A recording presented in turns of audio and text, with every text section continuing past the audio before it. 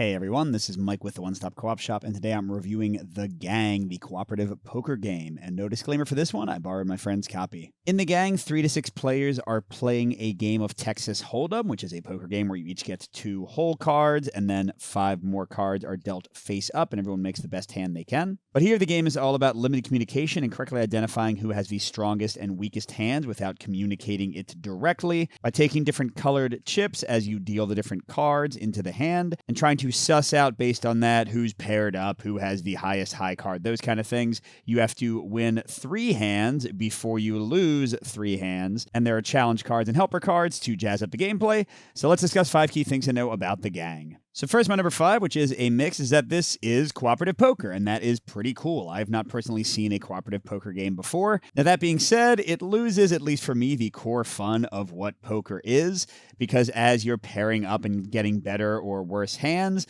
there's not really the excitement of, winning the bet or making a bluff. Instead, you're just trying to be like, oh, well, maybe now I'm higher than that person. Oh, well, maybe now they're lower than me. So yeah, it doesn't really feel like poker, but poker knowledge is required, which will be a plus or a minus for your group. If everyone has played Texas Hold'em before and knows all the hand rankings, they'll have a pretty easy time. But if you've never played poker before or not very much, there can be a lot to kind of figure out in the initial teach. Like, yes, they have cards to show you the hand ranking and stuff, but if you're a neophyte to poker games, this is going to seem like a lot to you. My number 4 point, which is also a mix, is the limited communication in this game. So you are allowed to talk about what might be in other people's hands. Like, you're allowed to be like, ooh, they suddenly went up from 4th place to 1st place when that jack came out. I bet they got a pair of jacks. And I think that can work fine for people who don't mind limited communication games, but they say that you're not allowed to say anything about your own hand, which makes obvious sense, or say anything that might imply things about your hand compared to other hands.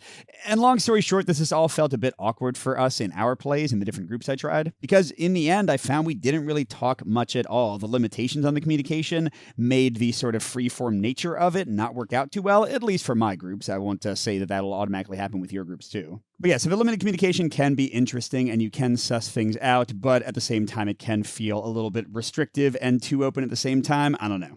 My number 3 point is a mix again, and those are the challenge cards and specialist cards. So basically, when you lose a hand, you can add a specialist the next time to make the hand a little bit easier. And when you win a hand, you can add a challenge card. And at the higher difficulties, you can even have ongoing challenge cards that never go away and add even more on top of that. And all that is cool. They add nice variety to the hands, like limitations or extra bonuses you can do with communication. Maybe somebody gets to see somebody else's cards. But on the negative side of these, we found a lot of them, both in the challenges and the specialist side, didn't do enough to actually change up the feel of the hand. They didn't help enough to make it easier for us to win, or they didn't hurt us enough to make it hard for us to win. So at least for my taste, there was a problem of consistency here. A lot of these just aren't that interesting or aren't affecting the game in an impactful enough way. My number 2 point, which is a full-on con for my taste, is the player count balance. And to be fair, they say this right in the rulebook. They say the game is going to be really easy with 3 players and really hard with 6 players, and they imply that the difficulty modes will kind of deal with that, but I don't agree that they do. Like I said, I think those are kind of flawed in their own way. But playing with 3 players on one extreme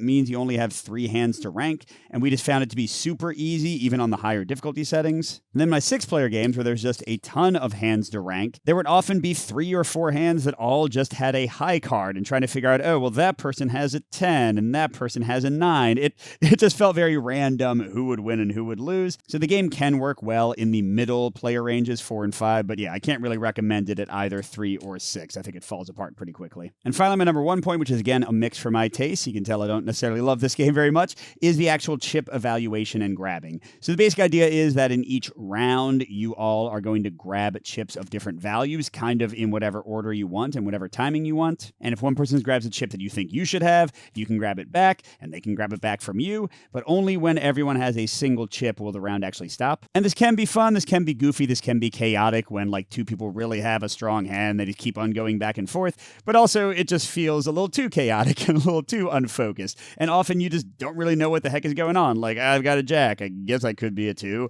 or I guess I could be a 1. I don't know, it's kind of the core gameplay and choice of the game, and I just didn't find it that interesting most of the time. So overall, if you like limited communication games, or if you really love poker, especially Texas Hold'em, and you want to see it in a cooperative vein, then The Gang might float your boat. But on the other hand, if you want a game that doesn't feel too random, or if you think you'll mainly be playing at 3 or 6 player counts, I have doubts that this one will have longevity and joy for those types of players. Thanks for watching, everybody. Good gaming, and I'll see you at the next stop.